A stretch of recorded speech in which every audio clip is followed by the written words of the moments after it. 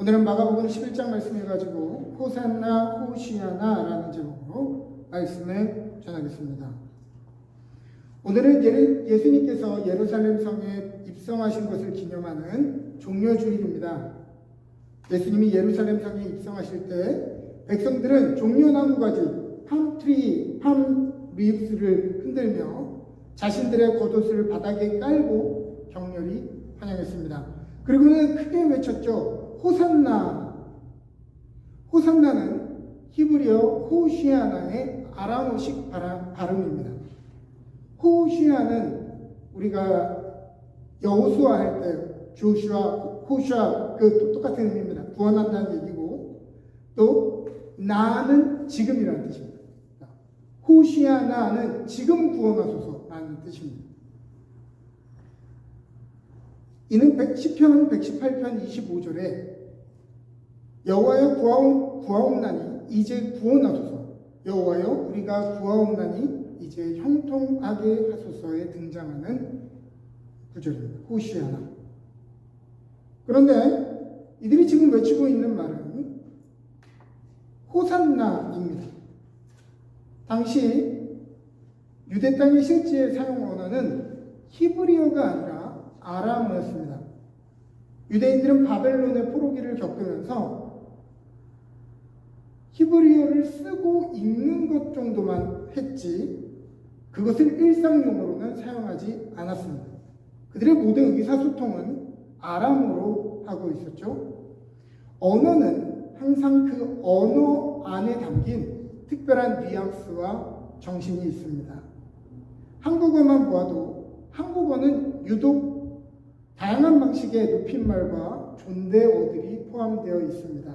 그것은 한국어 안에 연장자와 상급자에 대한 존경과 순종이라고 하는 유교적 정신이 포함되어 있기 때문에 그렇습니다.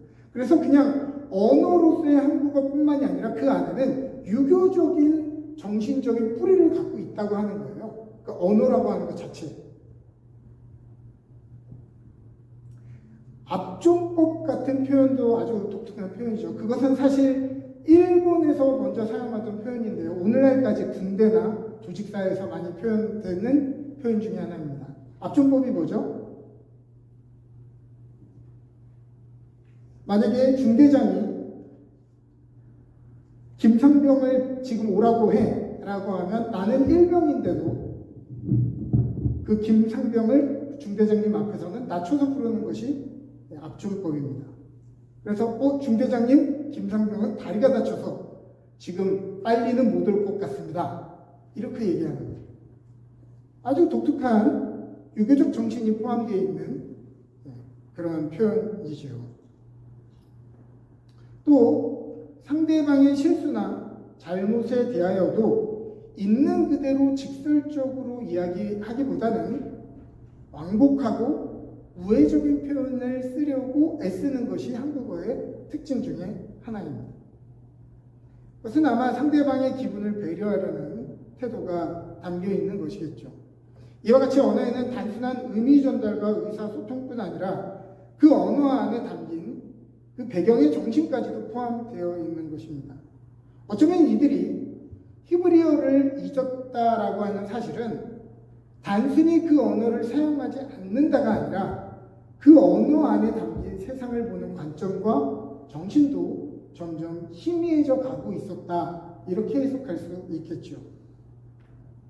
성경은 이들의 외침을 원래의 의미대로 호시아나라는 단어로 사용하지 않습니다. 혹은 복음서에서 자주 표현하는 방식으로 먼저 그 단어를 있는 발음 그대로 표현하고 호산나 이를 번역하면 지금 구원하소서라는 뜻이라 이런 식으로 이렇게 나와 있죠. 많은 복음서에서. 근데 그런 설명도 없어요. 그냥 호산나 아람어 음가 그대로 읽고 있습니다.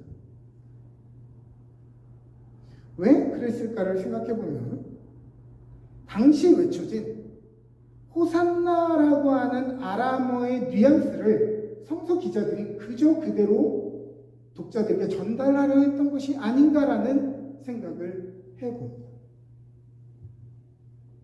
BC 164년경에 유대장군 마카비가 시리아의 안티오쿠스 4세를 몰아내고 예루살렘 성을 탈환했을 때 당시 유대인들은 마카비가 이스라엘 민족을 구원한 메시아라고 믿고 그가 들어오는 행렬길에 똑같이 이렇게 종려나무 가지를 흔들고 호산나 외쳤단 말입니다. 이때부터 이 단어는 왕이나 메시아를 맞이할 때 만세! 왕이여 영광을 받으소서, 장군님 영광을 받으소서, 찬양합니다. 같은 의미의 환호성으로 그 의미가 점점 바뀌었다고 하는 거예요. 그래서 요즘 번역되는 영어 성경들의 번역을 보면 이런 뉘앙스를 살려서 번역하려고 애쓰는 노력이 보입니다. 예를 들면 예전에 번역된 킹 제임스 버전이나 NIV 같은 것들은 그저 호산나라고 음역을 그대로 번역한 반면 TEV, Today's English 버전은 또 CEV, Contemporary English 버전은 호산나를 찬양하라, praise로 번역하고 있고 혹은 이 번역이 저는 너무 웃겼는데 hooray라고 번역하고 있습니다. hooray가 뭐예요? 만세잖아요. 그러니까 그 당시에 이 호산나라고 하는 아람어 단어가 그 사람들에게 어떤 뉘앙스로 쓰였는지를 번역의 그 느낌을 살리려고 최대한 노력하다 보니까 후레이, 아싸! 이런 단어로도 번역되고 있다는 거예요. 그러니까 호시아나의 의미와는 이미 많이 떨어진 다른 의미의 외침으로, 바램으로 그 호산나가 외쳐지고 있었다는 것을 우리가 짐작해 볼 수 있습니다. 그러나 우리가 알다시피 예수님이 예루살렘 성에 입성한 지 며칠 안 돼요. 이들의 환호는 멸시와 조롱으로 바뀌었습니다. 어떻게 이렇게 열렬한 기대가 배신감으로 바뀔 수 있을까요? 여러분들은 누군가에게 배신감과 분노를 느껴본 적이 있으십니까? 있겠죠. 저도 있습니다. 그런데 우리는 길 지나가는 사람, 그저 다운타운에 있는 노숙자, 그로서리 캐셔들에게 이런 배신감을 느끼지 않습니다. 우리가 배신감을 느끼는 사람들은 어떤 사람이에요? 우리가 믿는 사람, 우리가 기대하는 사람들에게 배신감을 느끼죠. 남편, 아내, 때로는 자녀, 직장 상사, 교회 지도자, 목사에게 배신감을 느끼고 분노합니다. 우리가 이들에게 분노하고 배신감을 느끼는 이유는 그들이 굉장한 약속을 어겼거나 그들이 굉장한 악인이어서가 아니라 그들이 내가 생각하는 기대와 벗어났다는 것을 깨달을 때 실망감과 함께 격렬한 배신감을 느끼기 때문입니다. 남자들이 흔히 결혼하고 나서 제일 배신감을 느낀다고 하는 것이 무엇입니까? 연애할 때는 아내가 그렇게 예쁘고 청초하고 이슬만 먹는 줄 알았는데 전날 밤을 치르고 그 다음날 아침에 봤더니 제가 모르는 분이 거기 있는 거죠. 그 얼굴을 보고 배신감을 느낀다고 하지 않습니까? 근데 살다 보면 그렇게 예쁘고 깔끔했던 그 여자는 온데간데 없고 집에서 여러분 어떻게 하고 있어요? 대충 색 바람 티셔츠에 바지 푸퍼짐한 바지 입고 있죠. 화장하고 있습니까? 안 하죠. 계속 그 모습을 보다 보면 속았나? 라는 생각이 들기도 합니다.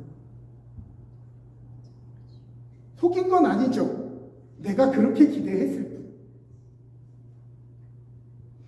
집에 혹시 여자분들이 많은 환경 가운데서 자란 분들은 알 것입니다. 여자들이 절대 깨끗하지 않다는 거.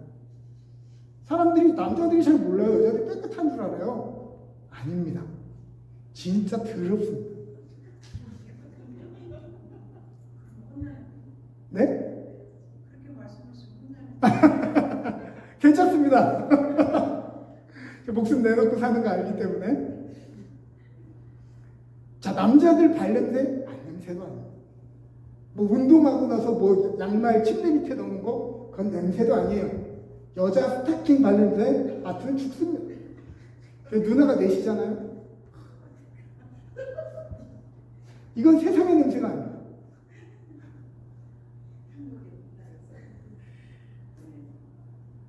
여자들이 속인 게 아니죠.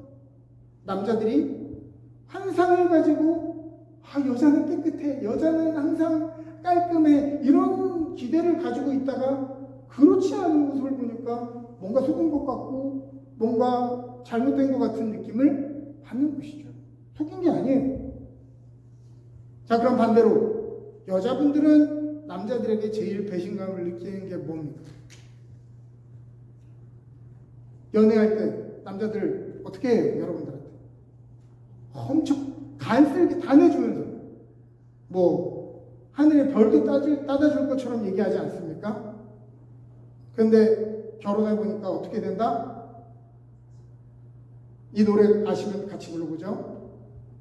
애기가 돼버렸어 그이는 나보고 다 해달래. 이거 뭐예요? 제목 뭡니까? 남자는 여자를 너무도 귀찮게 하네. 남자는 여자한테 도움이 안 되는 애도 아니에요. 너무 귀찮게 하네. 근데 여자분들 다시 한번 얘기하지만 그거 남자들이 속인 겁니까? 뭐 물론 어느 정도는 그런 부분도 있겠지만은 저 남자는 나를 이렇게 떠받쳐 줄 거야 라고 기대했는데 사실은 그렇지 못하기 때문입니다. 내 인생을 바꿔줄 복권 같은 사람이라고 생각했는데 살아보니까 진짜 복권이죠. 안 맞아도 그렇게 안 맞을 수가 없는 거예요. 그러다가도 사람이 이게 망각의 동물이어가지고 혹시라도 작은 거라도 좀 맞지 않을까 싶어서 또 사죠. 또 사고 뭐예요? 또 안 맞는다는 걸 확인할 뿐입니다. 생각해보면은 아버지로 살아간다는 것도 참 힘든 것 같습니다.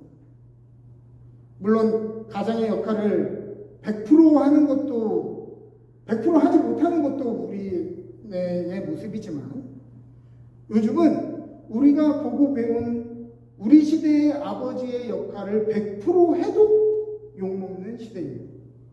왜냐하면 오늘날 좋은 아버지의 기준이 200%, 300% 인플레이션이 일어났기 때문에 그렇습니다. 예전 기준으로 좋은 아버지의 기준이요, 요즘 아버지의 기준과는 너무 다릅니다.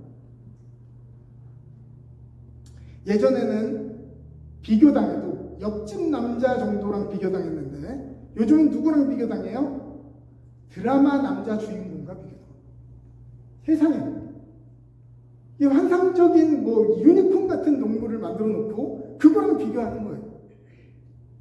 자, 요즘 화제 드라마 폭삭 속았수다에 박보검 배우와 박해준 배우가 연기하는 남자 주인공, 이거 보셨어요? 기가 막힙니다. 남자가요 전적으로 아내에게 헌신하고 전적으로 자녀에게 헌신하는, 정말 이런 사람이 있을까 하는 그런 아버지와 남편 상이.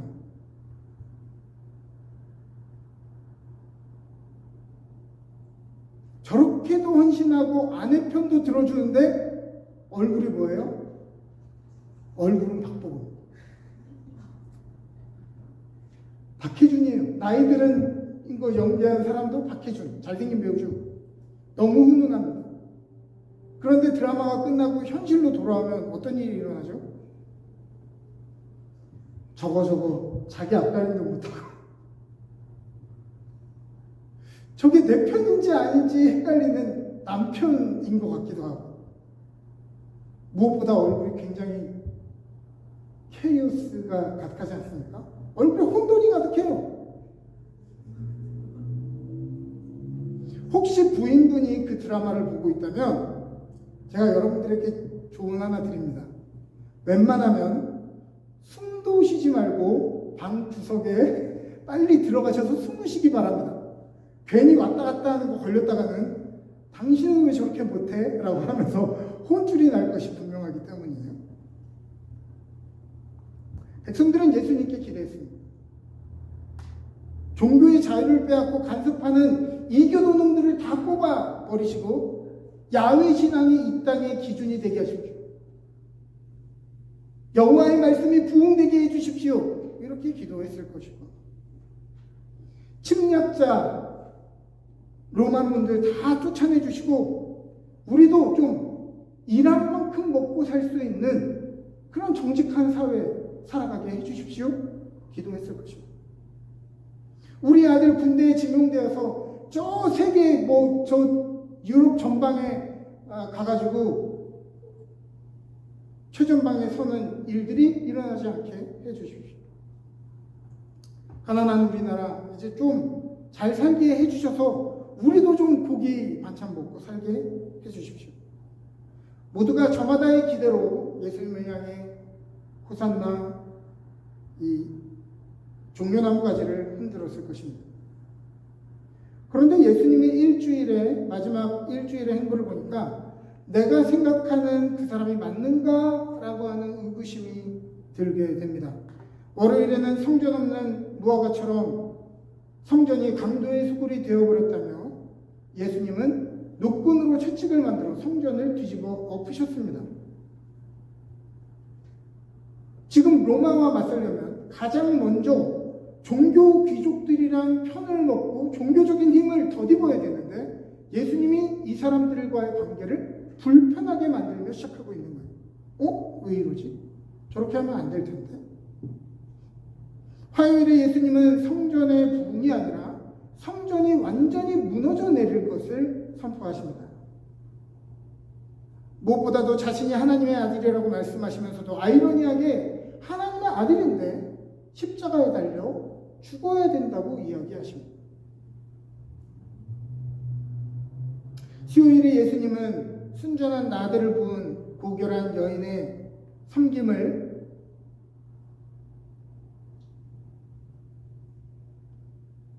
저건 낭비야 라고 생각했던 가룟 유다와 의견이 충돌하게 됩니다.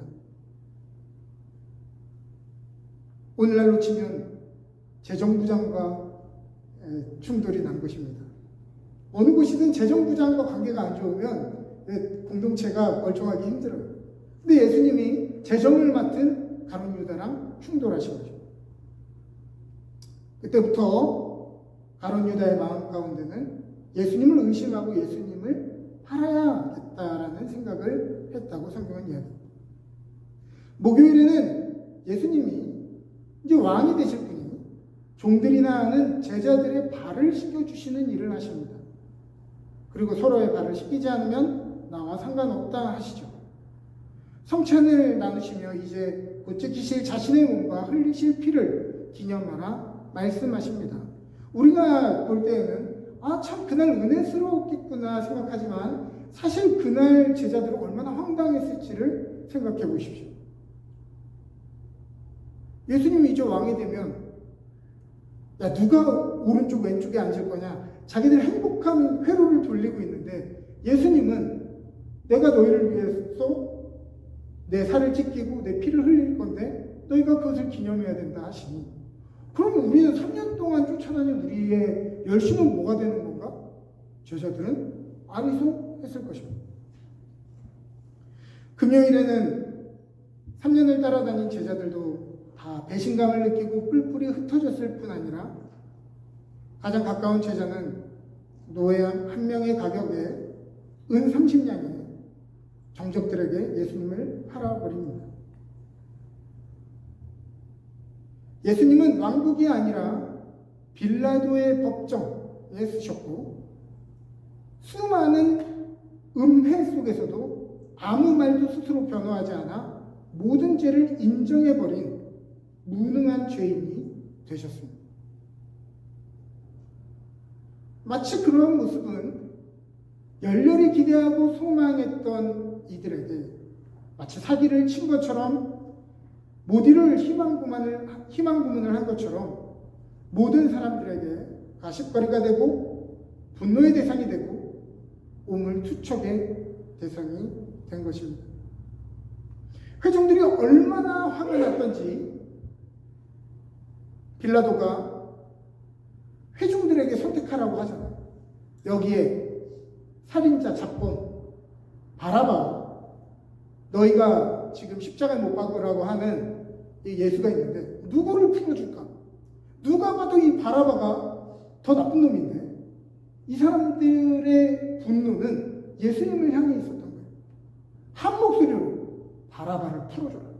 예수를 십자가에 못 박으라 얘기하는 것이 사람들의 선택이었습니다. 그리고 예수님은 죽기 한데 덜한 매를 맞으셨습니다. 죽기 한데 덜한 매를 맞았다는 것은 몇 대를 정해놓고 맞은 것이 아니라 딱 보고 숨이 붙어 있을랑 말랑 할 때까지 때렸다니, 온몸에 가죽 채찍으로 살점을 다 뜯어내면서 그렇게 매를 마셨어요. 온몸이 넉마가 될 때까지. 로마에게 본때를 보여주기는커녕 로마에게 혼쭐을 나는 부끄러운 모습으로 그들에게 보여주고 있는 거예요.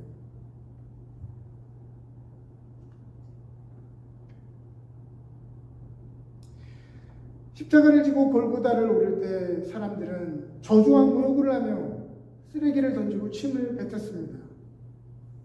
이들이 누구라고요? 며칠 전까지 예수님을 칭송하고 찬양하고 높이 불렀던 사람들.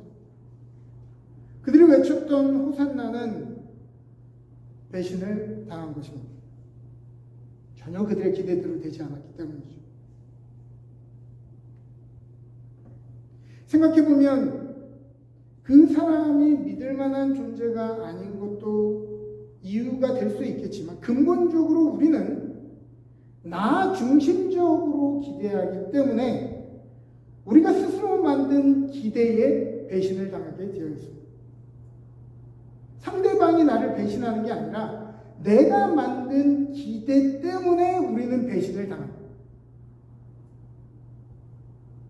제자들에게, 회중들에게 예수님은 분명 그들의 기대를 짓밟아 버린 배신자였습니다. 그럼 이제 관점을 바꿔보죠. 예수님은 가룟 유다가 자신을 팔 것을 아셨습니다. 지금 예수님에게 배신자는 누구죠? 가룟 유다. 가룟 유다에게 배신자는 누구죠? 예수님입니다. 예수님, 우리를 군사적으로 독립시켜줄 줄 알았는데 그래서 3년이나 쫓아다녔는데 배신자.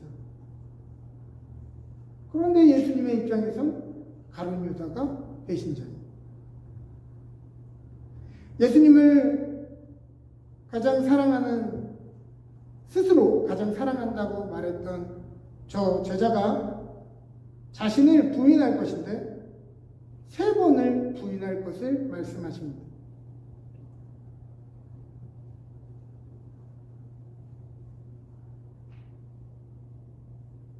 예수님의 입장에서 누가 배신자죠?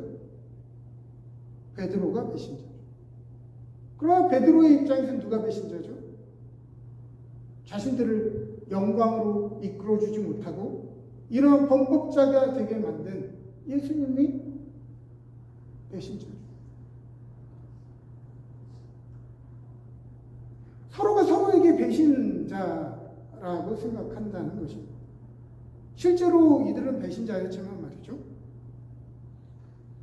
자신의 모든 것들을 3년 동안 쏟아부었던 제자들이 뿔뿔이 흩어질 것을 아셨습니다.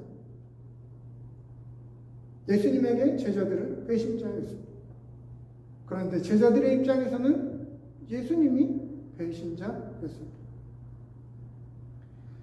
예수님은 자신을 환영하는 저 사람들이 이제 곧 폭도로 변하여 살인자요 잡범인 바라바보다도 더 자신을 얕잡아 볼 것을 아셨습니다. 회중들의 입장에서 누가 배신자죠? 예수님이 배신자죠. 자신들을 구원해 줄 메시아인 것처럼 나타났더니 그러나 십자가에 달려서 무기력하게 죽는 저 사람. 그러나 예수님의 입장에서는 그들이 배신자죠.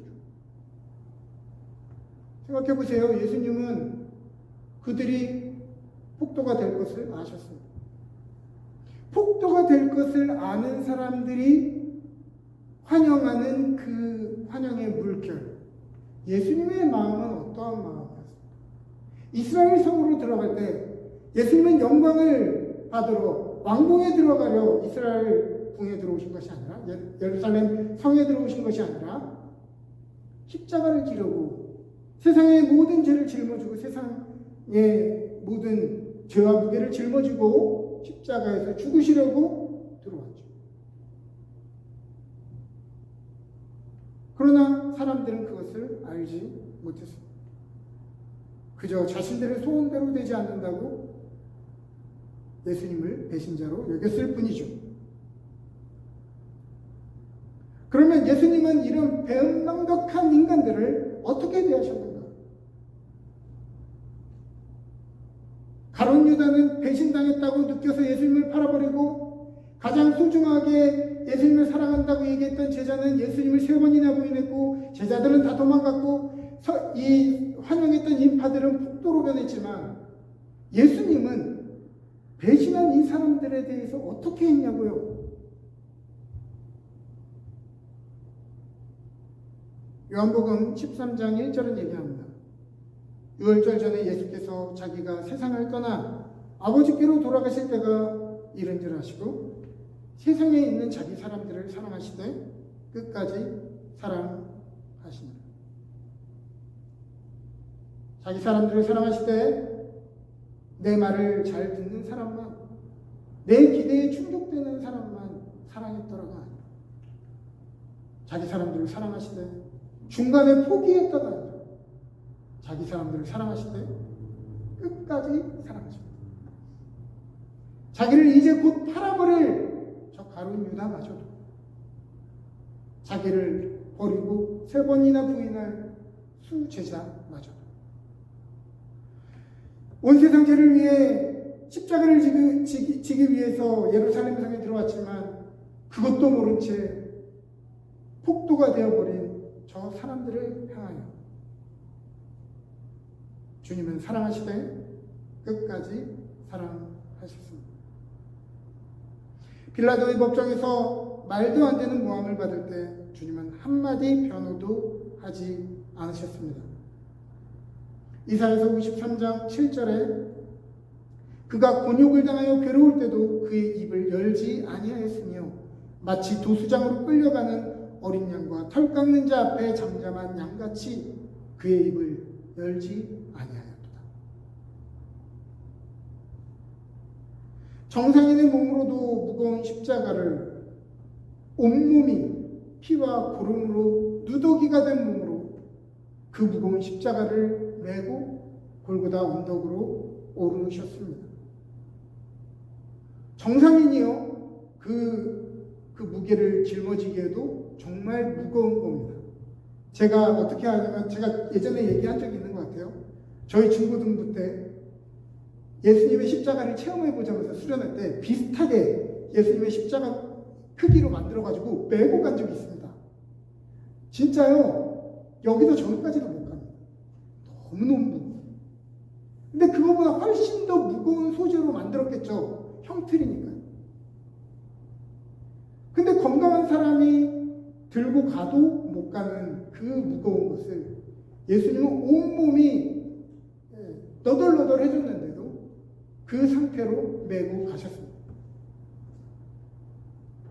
몇 번을 놓치고 몇 번을 넘어졌는지 모르겠어요. 여러분들이 만약에 예수님이었다면 세상 죄를 지고 골고다 언덕을 가는데 도저히 몸이 견딜 수가 없어요. 여러분 생각이 어떻게 할 것 같아요? 도저히 못하겠어요. 던져버리지 않겠어요? 저 같아도 그럴 것 같아요. 내가 하는 데까지 했는데 도저히 못하겠습니다 하고 던져버렸을 것 같아요. 예수님이요, 한계가 없었어요. 더 이상 들고 갈 수 있는 힘이 없어요. 그러자 로마 병사가 한 명을 택해서 대신 예수님의 십자가를 지게 하죠. 그리고 그 십자가를 같이 지고. 저라면 100번이고 던져버렸을 것 같아요. 근데 남의 도움을 받아서까지라도 그 목적을 이뤄야 되겠는 거예요. 영광을 받는 일도 아니고 왕이 되는 일도 아니고 죽으러 가는 일에 다른 사람의 도움을 받으면서까지 여러분 가실 수 있겠어요? 저는 못할 것 같아요.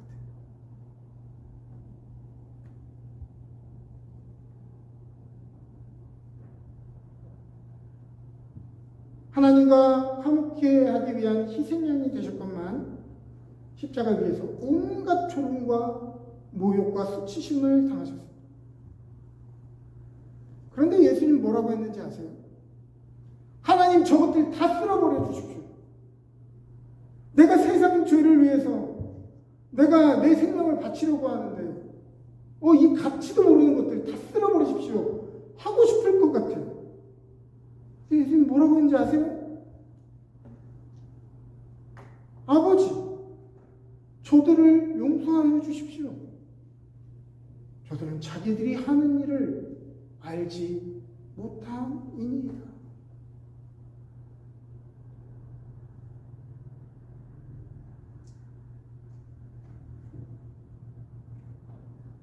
예수님은 자기 마음대로 호산나 외쳤다가 자기 마음대로 실망하고 저주하고 배신감을 느끼는 저들의 무지함을 용서해달라고 하나님께 기도하고 선처를 구하고 계시는 거죠. 하나님, 제 얼굴을 봐서 제가 지금 하고 있는 이 하나님의 일을 봐서 저들을 좀 봐주십시오.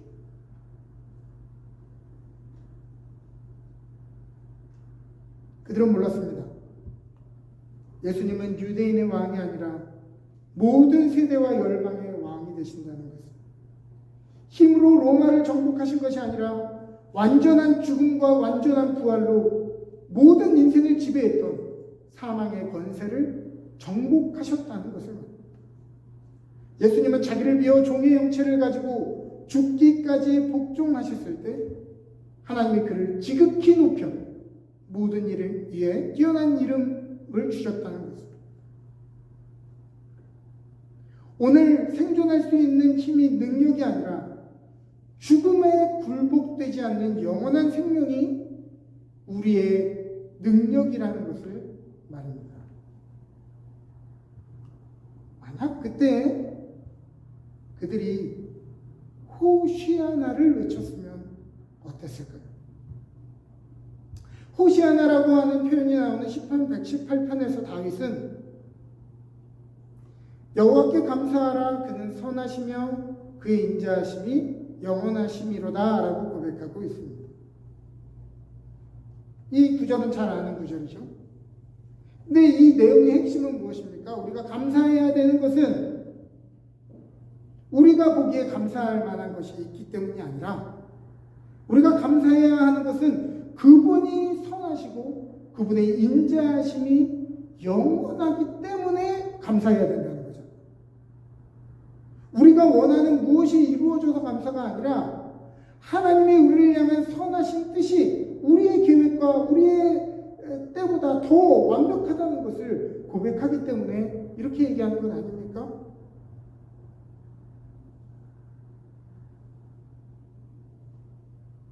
엄밀히 말해 시인이 말했던 호시아나, 우리를 구원하소서라고 하는 말에는 주님, 내 계획대로 해봤었습니다. 내 힘으로 해봤었습니다. 사람들에게 지혜도 구해봤습니다. 그런데 도저히 어떻게 해야 될지를 모르겠습니다. 저는 이 말이 생략되었다고 보아요. 그렇기 때문에 내 기대는 반드시 실망할 것이고 사람에게는 반드시 배신감을 느낄 것이지만 주님, 내가 원하는 방식으로 내가 원하는 때에 이렇게 구원해 주십시오가 아니라 주님 나는 이렇게 무기력합니다. 주님 나는 이렇게 아무것도 할 수 없는 존재입니다. 주님 나를 구원해 주십시오. 라고 하는 것이 호시아나의 의미라는 거예요.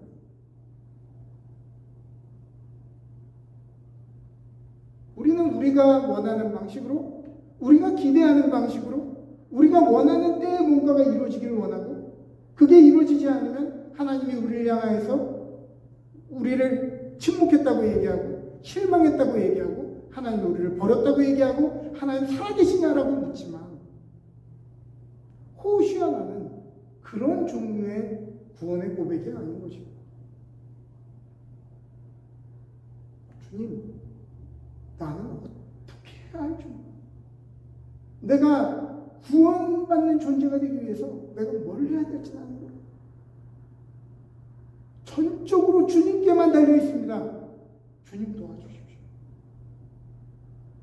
때로 우리가 이 땅을 살아가는 동안 우리의 삶의 문제 앞에서 우리는 우리의 예상을 벗어나는 일들을 만나게 됩니다. 우리가 원하는 때에 우리가 기대했던 일들이 일어나지 않았을 때 우리는 당황하게 됩니다. 그러한 실망과 배신감이 반복되고 끝난 후에 우리는 그때야 비로소 포기하게 돼요. 그리고 얘기해요. 주님, 나는 무기력합니다. 주님 나를 구원하여 주십시오. 저 사람도 구원할 수 없고 이민국이 나를 구원해 주는 것도 주님, 주님만이 나를 구원할 수 있습니다 라는 뜻이 호시아나의 원 뜻입니다. 사랑하는 여러분, 오늘 삶의 무게에 짓눌리고 세상의 불공평과 불의에 혼돈스러워하며 우리에게 침묵하시는 주님께 혹시 실망하셨습니까? 내가 이렇게 열심히 믿고 성실히 살려고 노력해도 제자리인 것을 보면서 믿지 않는 사람들도 저렇게 승승장구하는데 그 사람들 앞에서 주님, 내가 예수님 믿으면 복 받는다고 내가 얘기할 수 있겠습니까? 주님, 부끄러워서 어떻게 내가 고개를 들겠습니까? 배신감을 느끼지 않냔 말이에요. 그렇다고 한다면 우리에게 참된 자유와 능력을 주시기 위해 십자가를 참으신 예수를 기억하시기를 바랍니다. 주님의 짊어지신 무거운 십자가, 그 십자가가 아이러니하게도 오늘 우리의 멍에를 벗겨주시고 십자가에 묶이고 고정된 주님이 우리를 모든 묶임으로부터 자유케 하시고 낭패와 실망 중에도 우리를 향해 나는 너희를 향해 실망했다 말씀하지 않으시. 우리는 주님을 향해 주님 살아계십니까? 주님 실망했습니다. 주님 어쩜 그러실 수 있습니까? 우리는 얘기하지만 주님 한 번도 우리에게 내가 너에게 실망했다, 내가 너를 택한 것을 후회했다, 주님은 그렇게 얘기하죠.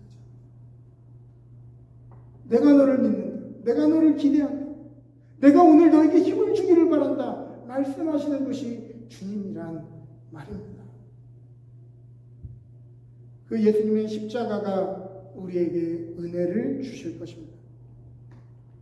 이 땅의 고통과 죽음에서 누구도 자유할 수 없지만 십자가를 바라볼 때 영원한 부활과 안식이 있음을 알게 될 것이고 그것이 우리의 자신감이 되고 그것이 우리의 힘이 될 것입니다.